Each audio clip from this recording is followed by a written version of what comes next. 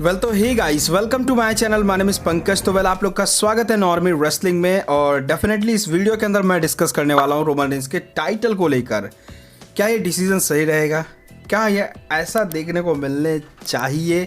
Title यहाँ पर हारना चाहिए? मतलब क्या कुछ चीज़ें हैं उसी के बारे में डिस्कस करने वाले हैं काफ़ी डिटेल्स में, रोमन रेंस को लेकर, उनके टाइटल हारने को लेकर और रोमन रेंस कोडी रोड्स को लेकर। तो काफ़ी कुछ चीज़ें जानने को मिलेगी। वीडियो को एंड तक जरूर देखना। और जिस किसी ने चैनल को सब्सक्राइब नहीं किया तो गाइस सब्सक्राइब कर लो लेटेस्ट अपडेट्स और ऐसी कुछ इंटरेस्टिंग वीडियोस के लिए। बाकी चलते फिर अपने टॉपिक की तरफ आ जाते हैं।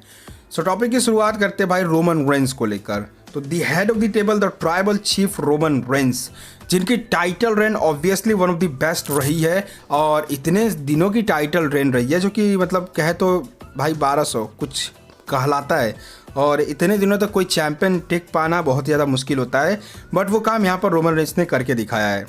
तो रोमन रेंस को हराने के लिए जब इतने बड़े बड़े लेजेंडरी कैरेक्टर्स, चाहे वो जॉन सीना हो, चाहे वो ब्रॉक लेसनर हो, चाहे यहाँ पर जो कि as the rated are superstar as, even जितने भी बड़े सुपरस्टार, जितने भी लेजेंडरी सुपरस्टार अभी तक हुए हैं, सब के सब उनसे हार चुके हैं। इतने सभी सुपरस्टार्स के हारने के बाद अगर कोई सुपरस्टार रोमन रेंस को हराता है तो डेफिनेटली वो सुपरस्टार उसके कैपेबल होना चाहिए।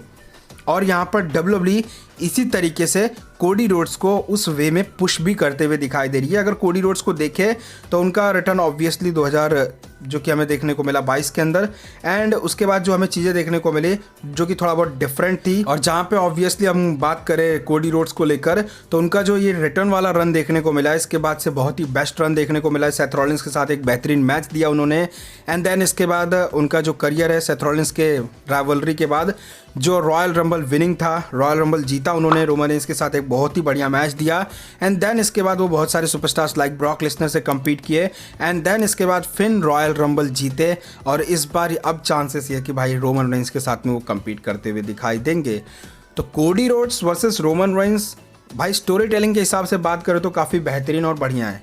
और यहाँ पर ओवरऑल देखें तो जो रॉयल रंबल में कभी भी किसी ने ना कर पाया हो, मतलब अगर लास्ट टाइम अगर देखें तो जो भी हमें डबल बार रॉयल रंबल अगर कोई जीतते हुए दिखाई दिया था तो वो स्टोन कोल्ड स्टीव ऑस्टिन थे, शॉन माइकल्स थे एंड हल्क होगन थे।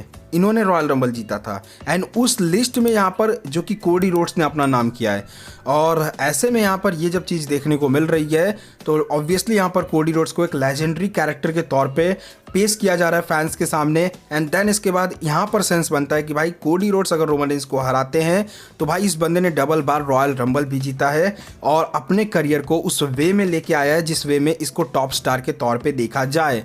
तो रोमन रेंस को हराने के लिए मैं कह सकता हूँ कि 60-70% ऐसे हैं कोडी रोड्स की स्टोरी लाइन में जो कि चांसेस है कि ये बंदा हरा सकता है। एंड अगर कोडी रोड्स जीतते हैं तो भाई इनके टाइटल रेन को लेकर ये देखना रहेगा कि क्या फैंस इसमें इंटरेस्टेड रहेंगे, क्योंकि WWE को यहाँ पर शॉर्ट टर्म के लिए नहीं कि भाई सिर्फ कोडी रोड्स को रोड टू रेसलमेनिया हुआ, भाई बढ़िया चला, फिर कोडी रोड्स को रेसलमेनिया में जिता दो, देन इसके बाद टाइटल जीतने के बाद पता चले कि भाई ये बंदा टाइटल जीतने के बाद जो कि नंबर्स नहीं ड्रॉ कर पा रहा, नहीं अच्छी खासी ड्रॉस हो रहे, तो फिर यहाँ पर WWE को उसका कुछ फ़ायदा होगा नहीं।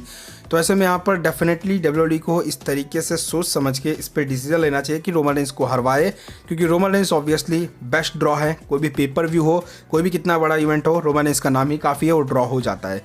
तो यहाँ पर अगर Roman Reigns versus Cody Rhodes में रोमन रेंस हारते हैं तो कोडी रोड्स के लिए मतलब वो सारी चीज़ें होनी चाहिए, मतलब उनके अंदर वो स्टार पावर तो ऑब्वियसली है। मतलब रिसेंट के ईयर में जो देखा हमने कोडी रोड्स के साथ में वो डेफिनेटली वो उनको प्रूव करते हैं।